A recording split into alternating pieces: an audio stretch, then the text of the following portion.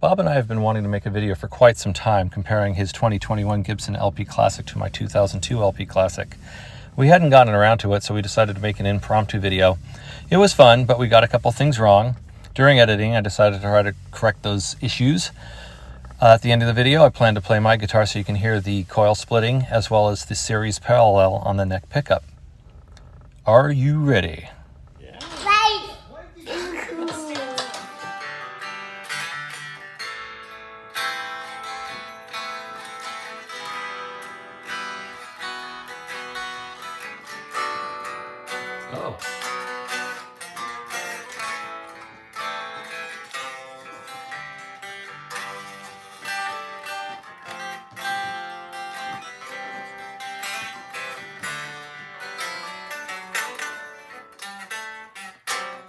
Oh. Hi, I'm Charles. This is my brother Bob. Hey there. I've mentioned him many a time, but he's the guy that has the red guitar that's actually gotten like 30,000 views. Anyway, we're here to talk about the Les Paul Classic Series. I'm holding here a 2003 Classic Series. Bob's holding a 2001 Classic Series. 21. Bob's holding a 2021 Classic Series. And we wanted to talk about the differences in how these guitars came and what I've done that ended up making mine much more like his. This originally came with a 495 T and a 490R neck pickup in it. I've also changed two of the pots to push-pull pots. I've also taken off the 1960 pick guard and just put a regular standard pick guard on there. And it also used to say Classic on the truss rod cover, which I also put just a blank there. So really just looking at the guitar, it looks basically like a standard, but it doesn't have any flame really. These guitars came with the vintage occlusion tuners, which I like, and I've left them on there. And that's kind of that. What I ended up doing with this guitar is putting in two push-pull pots. I have one that's just is a series parallel switch for the neck pickup. And then the other is a coil tap for each pickup. I was lucky enough that when I put these pickups in, which are a burst buck or two in the bridge and a conglomeration that just happened to work out in the neck. This has a coil from Seymour Duncan, I believe it was a 59, and a coil from a Gibson 57 Classic, I believe. That both pickups were dead, and so I dismantled it and kind of put it back together. And when I did that, I happened to get the polarity right and the magnet put in the right angle. I just so happened to make it so when I coil split, these two coils are hum canceling from each other, so I can be in the middle position, hum canceled. I have also recently put in resistors for each pickup. I put in a 3.3 K ohm resistor for the bridge and a 2.2 K ohm resistor for the neck. So when it's in the coil split mode, it's actually only doing partial coil split, so it's leaving a little bit of this coil on with this coil, and then it's leaving a little bit of this coil on. So it's going to be a little hotter, not such a extreme difference between humbucker and single coil. And I really like it. When I get a moment, I'll sit down with an amp and play it so you can hear what it's doing there. So I tell you about all these modifications I made because even though it was known as kind of a hot-rodded Les Paul for the day, Bob's 2021 has most of those features that I put on this guitar built into it. Bob's going to tell us about those. You're on the spot, go. Well, about the electronics, to begin with, I think these are burst buckers.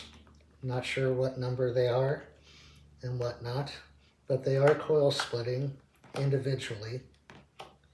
And there is a no load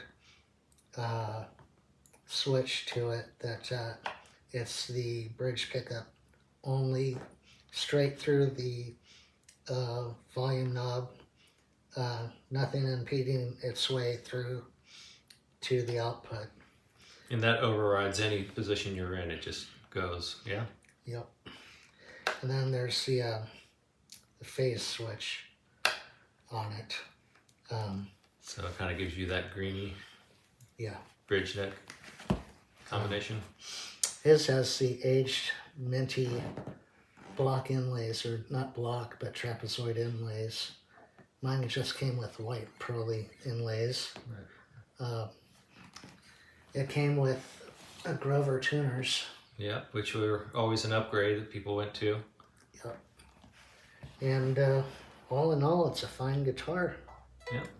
So the 1960s Classic is known to have a slimmer cut neck. We were comparing our necks. They feel very similar in the first position here, but I was noticing on his guitar that it does get thicker as it gets closer to the guitar body. And one thing I had noticed from that is my guitar, when I'm getting into it, it goes out of tune pretty easily from neck bend, whereas Bob's feels a little more rigid. Now, something I also wanted to talk about is, value. What you might want to do as a person that wants to get a Les Paul and might be looking at the Les Paul Classic. The latest I had seen is that these are picking up available used somewhere between $1,500 and $2,300, depending on the color and the condition. These sell new. Usually you see them around $2,200. Is that correct? 21. They're about 21 to 22. So that being said, they're very similar in price.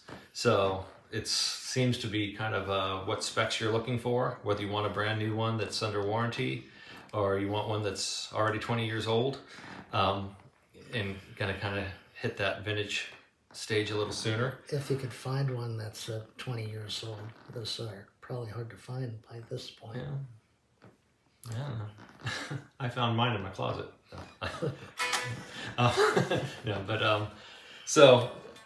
Other things I've done to my guitar to make it my own, I've got knobs that go to 11, and I put on the Tone Pros bridge and stop tail. Does yours locks, right? Doesn't it? Nope. From the factory, it's nope, just dangling in the wind. Okay, so this did originally have an APR1, which some people may think it's sacrilegious that I took that out and put the grommets in there to mount this bridge. I was having a problem with it bending forward by my heavy hand, I guess, and this just seemed to work better. I like using the Tone Pros because it locks in place, so when I'm doing string changes I don't have to worry about having to readjust my action, although I'm one of those people that messes with everything all the time, so that's that. So another thing we were noticing about the guitars is they sound very similar acoustically.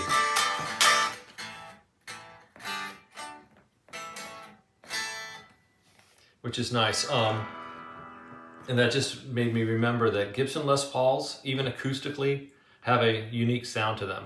Now you pull out another guitar that's the same weight, same cut, same general materials, it doesn't sound the same as a Gibson. So that part of its acoustic properties definitely make out part of its electric properties, what it sounds like plugged in.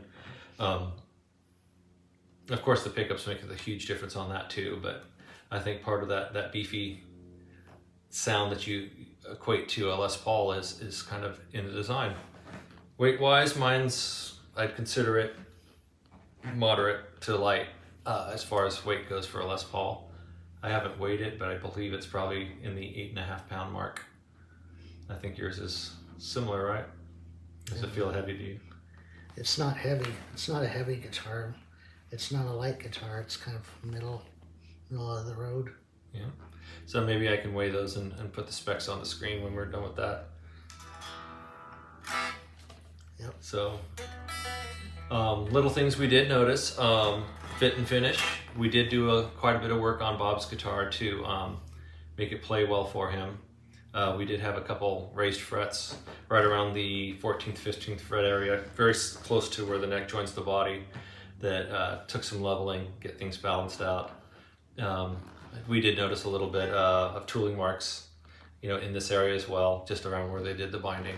So it was just a modest amount of work. I probably spent an hour and a half on it to get it dialed back in, get the frets polished back up. And now it plays like a dream. I can't find a dead spot on it. Bob says he really likes the way my guitar feels, but it's also got 20 years of very modest play on it, really. But I don't remember ever doing really any fretwork on this guitar, just a setup. So I got lucky, I guess. Yep. Oh, finishes. We haven't talked about finishes. So this, even though they look like a very similar finish, at the time this was the finish that was available. It was a faded cherry sunburst. And you'll notice it's got kind of a tobacco look to it, but what gives away as a faded cherry is the back is red, which would be the finish that they would use on the cherry sunburst. Bob's is considered a honeyburst, and the back on his is purple. No, it's brown. Natural. So this finish was made to be uniquely the honey color with the natural finish. So even though they look very similar, they are mildly different. So the only other cosmetic change is that this did have the gold top hat knob on it. And when my son got me these for my birthday, I believe, he got them in the bronze finish. But I had to have knobs that went to 11. I'd have them on everything if I could find them. Anything to add, sir? Oh, so we've both concluded that there are things about each other's guitars that we really like. When we were playing them in split coil mode, for instance. Yeah, split coil mode, for instance. He was saying how he liked how mine got kind of thinner and more S-type or T-type guitar sounding. Where I was also kind of saying that I liked his got more like a P90 and didn't drop so much in volume. And that's partially because the way they wired these, they say that they purposely wire it so it's more of a P90 sound when it's coil split. And I'm totally convinced that there's a resistor, if not a capacitor, in there to kind of balance that out. So again, it does come to preference, but the guitars are, that we can tell, very similar, yet quite different. If you want one that's already got all the stuff in it, the new one. If you want one that you can do your own preferences, an old one. And you're going to pay fairly similar money, maybe a little more for the new one, but then again, you get the warranty.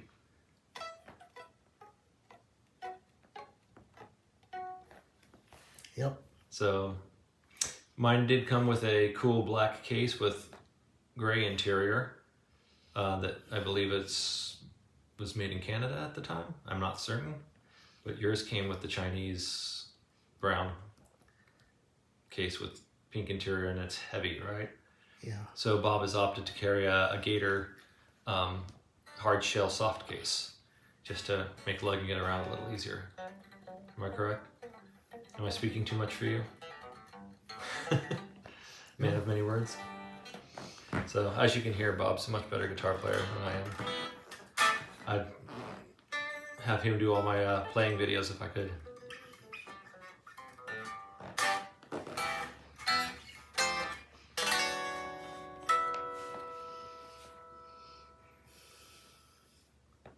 Anything?